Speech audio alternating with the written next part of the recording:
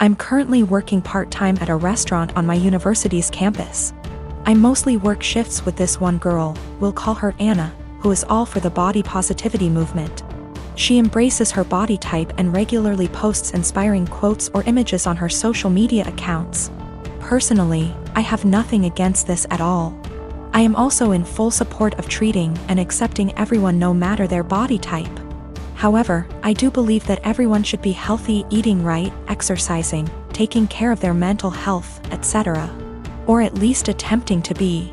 I don't support those who use the body positivity movement as a cloak to shield and justify their unhealthy and damaging behaviors. However, despite being a supporter, Anna regularly comments on my body type. For example, I always bring food for my shifts since I personally think the food there is not the healthiest: burgers, fries, more fried food, etc. Anna will often say things like, "You should eat a burger, you could use a few extra pounds, honey." Or, "You look skinnier than last week. I told you to stop eating salads every day." She'll sometimes even feign concern for me and ask me in private if I was struggling with my weight, and then proceed to tell me that I look way too skinny to be healthy. One time I was changing into my work shirt in the back and Anna saw my stomach and commented that my stomach was starting to look like a man's. I have no idea what that even means, but I doubt it was a compliment. These hypocritical comments have pissed me off. I enjoy eating healthy and cooking my own meals, and I enjoy working out and staying toned. Anna, on the other hand, gorges herself on the food in our restaurant, drinks about 3 cans of Coke per shift, and does not work out. I don't think this is healthy. Finally, during yesterday's shift, this guy I kinda like came in to get some food, and I was super excited to see him. He turned out to be a bit cold towards me, and the whole event was a bit anticlimactic. Oh well. Anna witnessed the whole thing, and after he left, she said, "Maybe he's into Kuvya girls." I basically blew up at her and called her out for all of her hypocrisy. I asked how she could call herself a supporter of body positivity when she regularly shamed my body.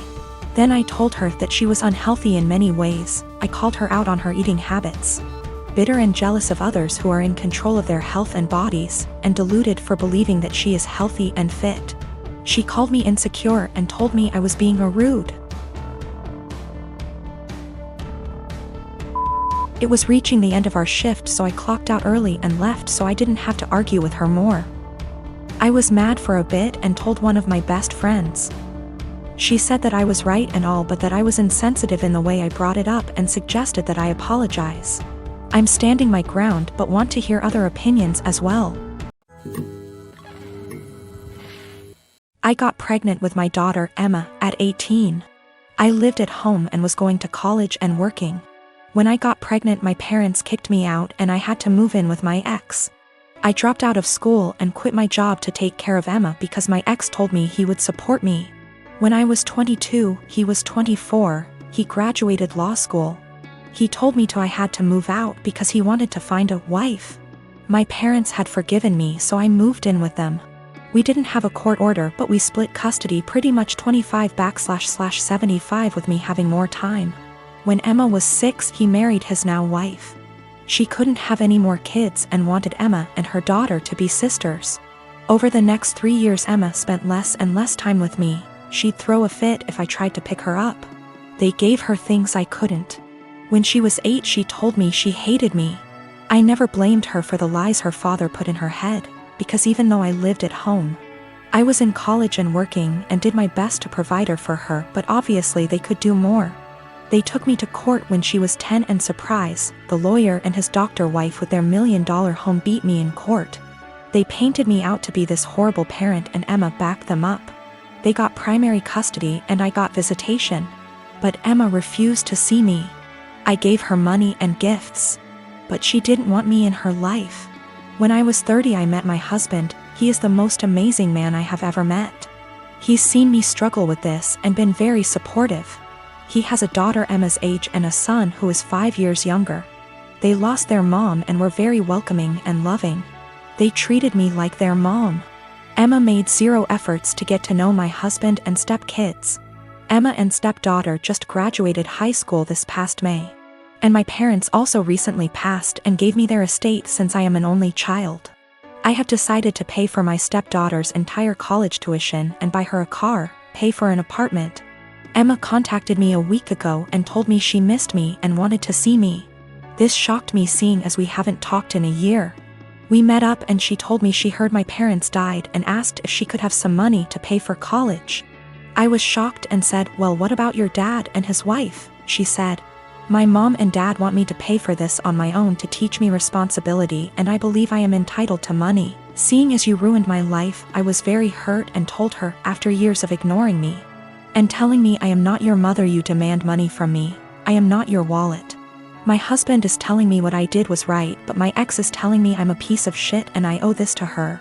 My stepdaughter feels bad and offered her college money because my daughter and her friends have been harassing her." I said, "Absolutely not, that is your money. I own a small condo in Orlando. I bought it while working for the Mouse, and my friend Ben lived there with me. Ben's a cook and is rarely home. He has a large room that is accessible from outside and attached bathroom that locks to the rest of the house. Well, I got a different job, got engaged to my partner, and moved a few hours away. We kept the condo as a place to stay when we visit the parks. And we agreed with Ben that he could continue living there as long as he paid all the utilities and maintained the place. Our friends use it too, they pay a bit for utilities, are told don't bother Ben, and clean before they leave. Between everyone who uses it, we've gotten stuff donated, so it's now a fully stocked vacation home. My immediate family and I have a bad history, but we mended. They've used the condo 3/4x a year. On Monday, Ben got woken up at 2 a.m. by hammering on the main door. My aunt and uncle, their kids, and their grandkids were all there waiting to be let in. I haven't spoken to these people in years after they decided I was the devil's spawn for being gay. They demanded that the caretaker give them the keys. Ben called me. I told him to give them my number, then shut and lock the door and not let them in. My aunt was insistent that my condo was actually owned by my family. It was the family vacation home. And it was against the law to not let them in. I told her no, it was mine, I own it and I let friends and family use it, but I choose who stays there. There was a lot of back and forth and some petty name calling. She said they were here for a week, where were they supposed to go, and I said I don't care. Meanwhile, my partner reported that Ben texted them saying my uncle was attempting to kick in the door. I said tell him to call the police. She hung up on me and Ben said they left. In the morning, I got a phone call from my mom trying to convince me to let them stay. We had an argument during which she admitted that she didn't tell people that I owned the property because she didn't want the rest of our family to know they were in contact with me again. I told her if that's how she wants our relationship to be, then she's no longer welcome. I checked in with Ben and he's okay. Today my aunt sent several texts asking to stay at the house because they hadn't accounted having to pay for a hotel, and they had planned to just buy groceries and use the kitchen. I told her no. She said they were about to be out on the street with their luggage.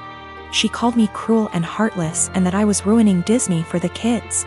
That made me hesitate, probably because I worked for the Mouse. I know that particular family line has very little money. Yet I find it hard to believe someone would plan a whole vacation without accounting extra funds for it. But the kids are really young. I'm so furious over the homophobia that it feels like a point of pride to deny them access. I am a 35-year-old female, just got engaged to my fiancé 37 male Sam. We do not live together because we're waiting till marriage, given he and his family are highly conservative Christians, but they're really nice and lovable people. I had plans to spend NYE with Sam, but he said he was out for NYE dinner celebration with his parents, then called me again inviting me to join them, and I happily did. His parents were there, they welcomed me and ordered many dishes and desserts and drinks. We celebrated and had great time, that is until it was time to pay. I pulled my wallet out of my bag, letting them know that we'll split the check between us. Sam mumbled, "No, you don't have to, we invited you," but I insisted. He and his parents then stared at me. I asked what was wrong, and both mother-in-law and father-in-law said they didn't have money on them. I was shocked. I turned to Sam and he said he too forgot his wallet at home and didn't bring enough money to cover even on round of drinks. His dad then laughed nervously, "Right, so guess we should let the doctor pay." I was taken aback. I said I'm sorry, but no, this is just so much money to spend on one dinner by myself. And I didn't think I was expected to pay the entire bill. Sam said I should pay and he'd pay me back later, but I said no since I know he will have to get a job to pay that much money. I said I'm sorry, but this isn't the first time I've been put in this situation by him and family, where I'm expected to rescue them after they somehow forgot their wallets and expect bothers to pay hundreds for their extravagant dinner. I told them I'll only pay for what I had and that's it. He and his parents were shocked. They started arguing about how I have the potential to pay right there and then, but I was acting as if they were strangers, not family. But that doesn't mean I'm obligated to pay. How could someone go out to a fancy restaurant, order so many dishes, desserts and drinks without bringing money? Sam begged that I just do it and call it a night, but I refused. The argument got heated, then I got up and walked out. Sam called later at 2 a.m. basically yelling that I ruined NYE celebration and made his parents suffer. Because I refused to pay the entire bill, AMD instead acted selfishly and paid only for myself, after they were gracious enough to invite me. I told him how unfair it was for me to pay. Even if I have a good salary doesn't mean I want to spend it all on fancy dinner. He didn't reply, he just said he'll pray that my parents will let this go, and not resent me after I basically damaged the relationship with them. I felt awful thinking I should have covered the bill instead of leaving.